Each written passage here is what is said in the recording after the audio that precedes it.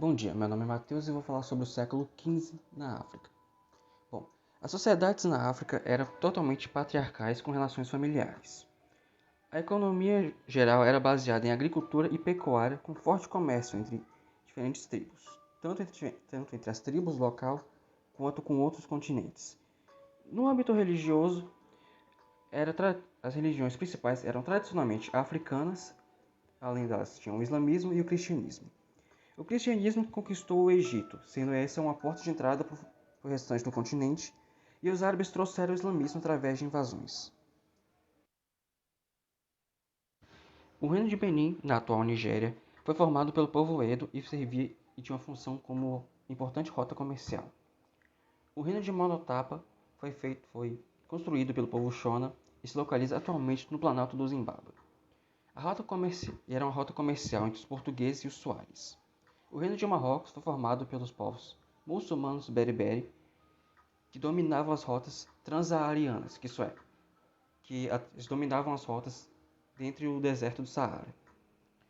Eles caíram devido a ataques dos otomanos e portugueses. O reino dos otomanos são descendentes dos turcos islamizados e acabou em 1923 por causa da formação de um novo tipo de governo.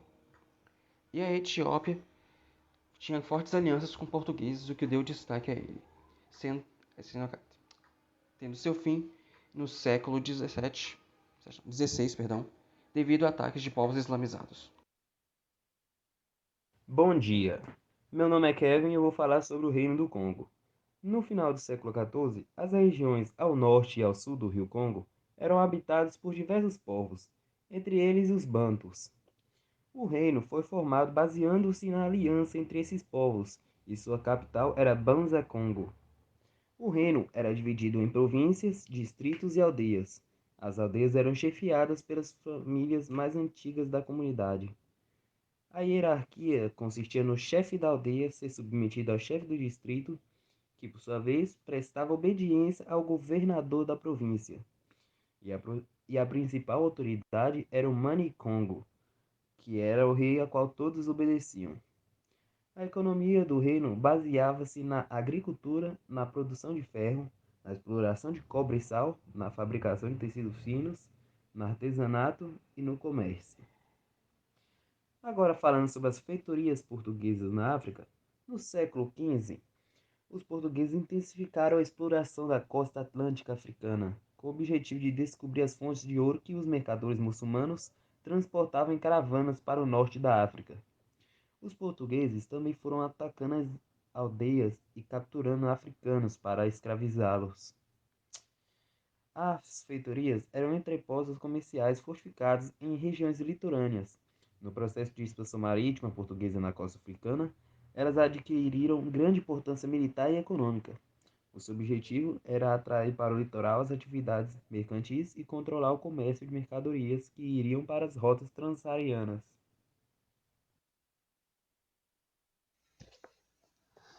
Europeus na América. Quando Cristóvão Colombo chegou à América em 12 de outubro de 1492, esse continente era habitado por cerca de 80 milhões de pessoas. Essa população era composta por diferentes sociedades, cada uma com sua própria língua, costume e modo de vida. Elas estavam organizadas de diversas maneiras, desde pequenos grupos habitando as florestas tropicais até grandes impérios, como o dos Incas e o dos Aztecas, formados por milhões de pessoas. Pelo caminho aberto por Colombo, vieram conquistadores ávidos por riquezas, principalmente ouro e prata. O contato entre indígenas e europeus ocorreu de maneiras diversas e em épocas diferentes. Muitos povos indígenas sofreram com as guerras de conquista empreendidas pelos europeus. Outros, por causa de rivalidades étnicas, optaram por lutar ao lado dos espanhóis. Nem todos os povos indígenas da América foram conquistados, mas, em sua maioria, em algum momento da história, sofreram algum tipo de consequência negativa por causa da chegada dos europeus ao continente. O início da conquista. Segundo o historiador Ruggiero Romano, a conquista do continente americano se fez a partir das ilhas. De fato, o processo de conquista da América teve início assim que Cristóvão Colombo chegou às ilhas da América Central, região que ficou conhecida como Índias Ocidentais, Caribe ou Antilhas, e entrou em contato com os povos que lá viviam. A conquista do Império Azteca.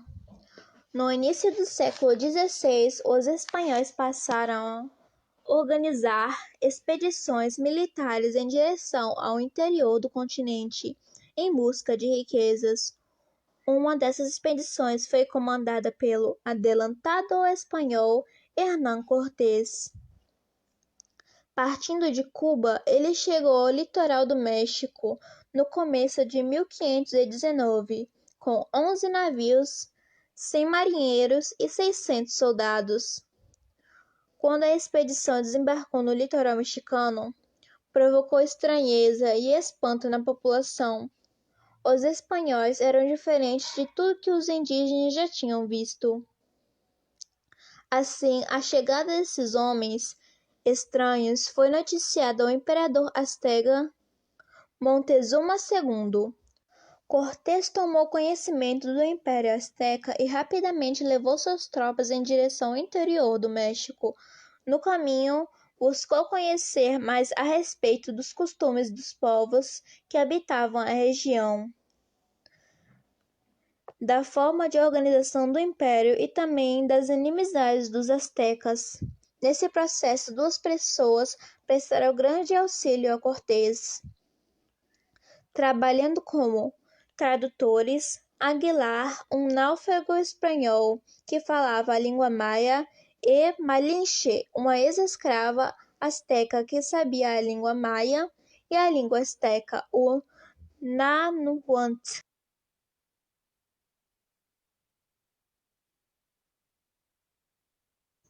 Antes do início da conquista do Império Inca, na época da chegada dos espanhóis, o Império passava por uma guerra civil, pois o imperador havia morrido e seus filhos estavam disputando o poder. O início da conquista do Império foi comandada por Francisco Pizarro, um nobre espanhol, que com um contingente de 180 homens armados e 30 cavalos, em 1531, desembarcou na cidade inca de Tumbes. Ao saber da crise sucessorial do Império Inca, viu que esse era um momento oportuno para tomar o poder e foi até o imperador Atahualpa, que estava estabelecido temporariamente na cidade de Cajamarca. Quando chegaram na cidade, os espanhóis se esconderam adentro, enquanto Pizarro, mais um padre e um intérprete, foram ao encontro do imperador. Pizarro, dando um sinal aos seus homens, saíram de seu esconderijo e começaram a atacar, e levaram o imperador capturado. Atahualpa ofereceu uma enorme quantidade de ouro e prata que foram coletadas de todas as partes do império e entregues aos espanhóis.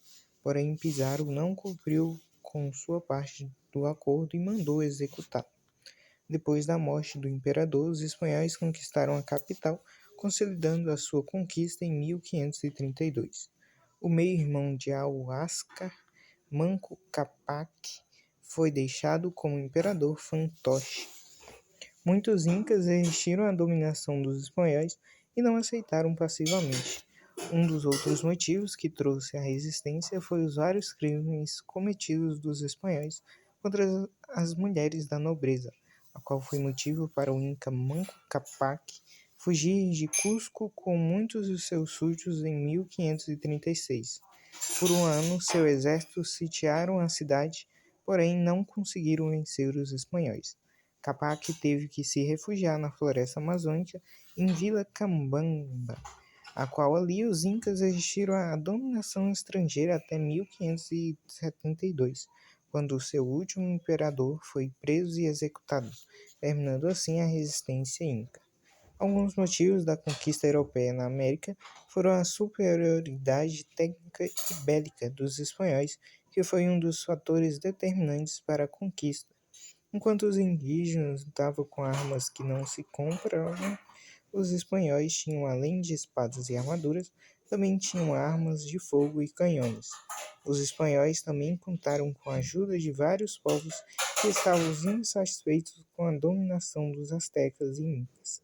No entanto, o que mais contribuiu para a vitória dos espanhóis foram um contágio de doenças aos indígenas que nunca haviam contraído as doenças trazidas pelos espanhóis. A expedição comandada por Colombo deu início ao contato entre os povos e culturas bastante diferentes entre si, o que gerou um choque entre culturas. O conquistador do México, Hernán Cortés, reconheceu que os astecas tinham quase os mesmos modos de viver que na Espanha, porém buscando afirmar a superioridade europeia, julga que os astecas eram um povo isolado e não cristão. A administração das colônias. Após os primeiros anos de conquista de territórios na América, a coroa espanhola se preocupou em não repetir no continente os procedimentos que levaram ao extermínio na população indígena nas Antilhas. Para isso, o rei espanhol se esforçou em afirmar sua autoridade sobre os territórios americanos a que tinha direito, conforme o Tratado das Tordesilhas. Com o intuito de controlar o fluxo de imigrantes para as colônias e para regulamentar as trocas comerciais entre elas e a metrópole, o governo criou, em 1503, a Casa de Contratação. Posteriormente, esse órgão foi subordinado ao Conselho das Índias. Esse conselho respondia diretamente ao rei, tendo como função assessorá-la nas questões coloniais referentes às áreas administrativa, legislativa e jurídica. No século XV-XVI, as colônias foram divididas em dois vice-reinos, Nova Espanha e Peru. Já no século XVIII, foram criados novos dois vice-reinos, Nova Granada e Rio da Prata. Nesse período, nas áreas de pouca importância econômica, mas militarmente estratégicas, foram criadas as capitanias gerais. Tanto os vice-reis quanto os capitães gerais eram nomeados pelo rei. A sociedade colonial. A sociedade que se formou nos domínios espanhóis da América era rigidamente hierárquica, dividida de acordo com os níveis econômicos e critérios étnicos. Os brancos europeus formavam o grupo privilegiado e dividiam-se entre os chapetones, os crioulos e os crioulos. Abaixo deles, na hierarquia social, estavam os mestiços, os indígenas e os escravos de origem africana. Economia e trabalho nas colônias. Os fundamentos da organização econômica da América Espanhola foram orientados pela lógica mercantilista, de expansão comercial e marítima europeia. Essa lógica era movida pela associação de interesses de particulares, nobres, aventureiros e comerciantes, aos da monarquia, que desejavam enriquecer e fortalecer o Estado absolutista. Após os combates iniciais e a pilhagem das sociedades conquistadas, os espanhóis organizaram a extração do ouro e da prata, pautados pelo princípio mercantilista do metalismo. A exploração mineral foi a atividade colonial mais lucrativa.